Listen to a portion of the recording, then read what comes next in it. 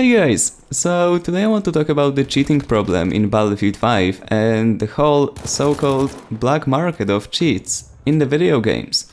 And to be honest, I haven't really seen anyone explaining the whole issue in the Battlefield community. Every single time we get someone talking about cheats and generally the problem of cheaters in any Battlefield game, it comes down to something along the lines of: we have cheaters in Battlefield, DICE is trying to get them banned, and it's bad to cheat in video games.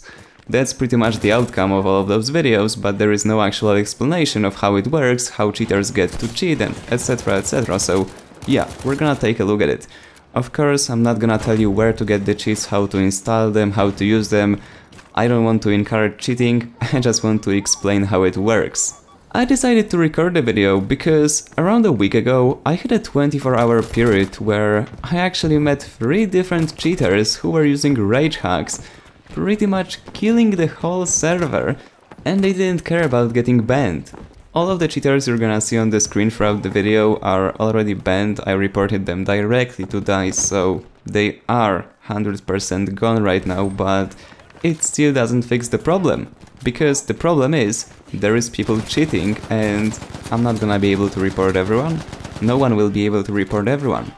And even if everyone would be able to report everyone who is cheating actually, then we still have tons of cheats which aren't obvious. Like, believe it or not, there is cheats that you cannot see. Alright, but how does it work? Why is it so difficult to actually stop cheaters? And I want to start with why people actually cheat, because it's quite interesting. Why would you actually decide to cheat in a video game? And I want to break it down really simple. It's the exact same scenario where someone walks into a bar and is looking for a fight. Or walks into a nightclub and starts harassing someone, being aggressive towards them, and in general having an intention of beating them up for no reason. That's exactly the same scenario. Someone walks into, or not walks, but someone joins the game and wants to ruin the fun for everyone else. The only difference is that if you go to a nightclub you have the security, and if you play a video game you have the anti-cheat.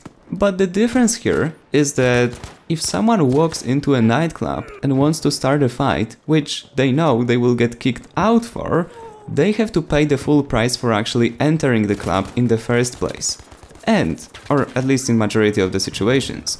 But when it comes to cheating, especially in Battlefield games, cheaters are actually not paying for the accounts, or they are not paying $60 for each account they get banned.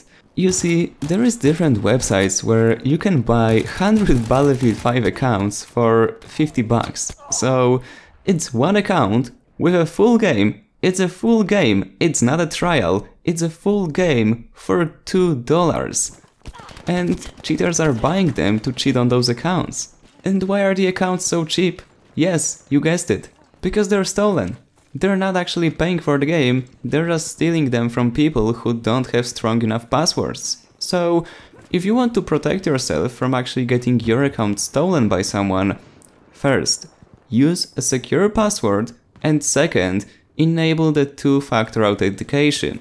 This is one of the reasons why EA wants everyone to use it. And I'll be honest, whenever I hear a statement saying EA doesn't want to ban cheaters or they don't want to improve the anti-cheat because if people cheat and then they get banned, they're gonna buy another copy of the game so that they make more money in the end. It's so delusional. Like, people who cheat do not pay $60 for the game, they simply steal the account. But when it comes to the actual cheating part, I'll admit, it is really difficult to tell if someone is cheating or not. Because unless someone is using so-called rage hacks when they are aimbotting or one-shotting the whole server, it's actually difficult to tell if someone is a good player or they are having soft hacks. The so-called soft cheat is a program which allows you for cheating, but it's not so apparent. And they're not different programs, so to say, it's just the way that you configure the cheat that matters, because you can have pretty much any program on the market and configure it in a way where it's obvious you're using hacks, and then you can configure it in a way where no one can tell you're actually using hacks. You can have players reducing the amount of recoil on their weapons with cheats, and you can have players who are running a slight aimbot on their guns, which you're not able to tell if they're using or they're just good. You're not, really, it is difficult, and it is not black and white scenario. As far as I know, Battlefield 5 is only protected by Verified, which is the server-side anti-cheat. There is no program running in the background along with the game, checking if you have some suspicious software running with the game at the time of you playing, like Punkbuster used to do in Battlefield 3, Battlefield 4, Battlefield Hardline. I'm not sure if we had Punkbuster in Battlefield 1, but yeah, we used to have Punkbuster in the past, combined with Verified, so we actually had both, and there is quite a lot of players wondering why DICE is no longer using Punkbuster, because they used it in the past and it banned quite a lot of players. And honestly, I don't have any information regarding why DICE decided to stop using Punkbuster, but at the same time, I have a pretty good theory, and I personally think that the problem was Punkbuster was actually easy to trick for the cheaters.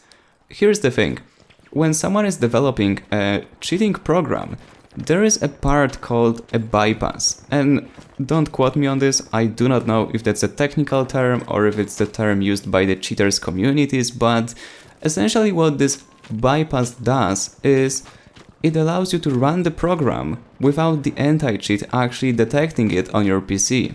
Believe it or not, there is places on the internet where people are selling information on how to avoid anti-cheat, such as Punkbuster, for hundreds or even thousands of dollars to people who are then making their own cheats and implementing the so-called bypass into their product, allowing them to cheat without getting caught. But now we have Verified, and Verified isn't checking if you have something running on your PC. Verified is actually looking at the player's behavior in the game and judging by the behavior, statistics, and I don't know what else, probably much more, but I don't really know how Verified works exactly.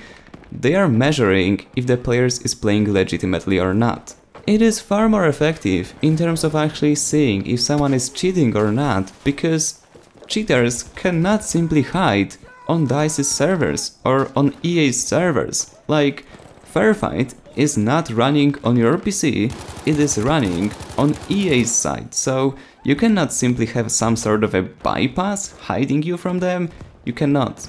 So if someone is simply killing the whole enemy team, they're gonna get banned soon. Although, then we have the second problem, because while it is easy for DICE to catch cheaters who are actually using rage hacks, running around killing everyone around them, it is not so easy to actually catch someone who's using a soft hack, which is slightly improving their game, because you can't actually know if they're a good player or if they're using a cheat. You can't.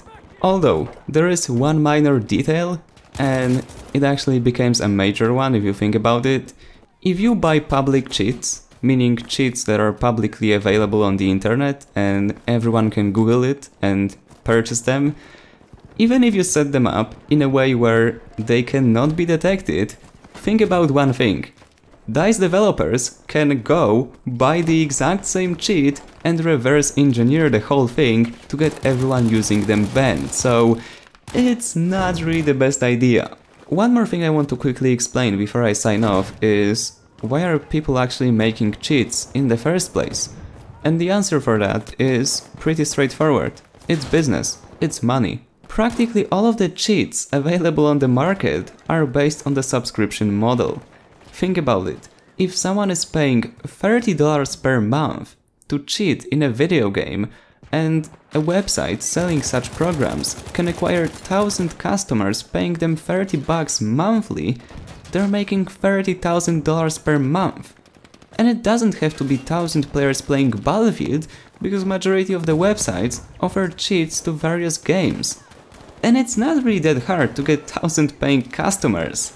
I'm not suggesting you start producing cheats now, but I'm just giving you the perspective that it is a business and people will keep doing it as long as they keep making money. And that would be it. That's why players are cheating, and it's so hard to prevent them from doing so. Anyway guys, as always, if you enjoyed, remember to leave a like, subscribe, and I see you on the battlefield.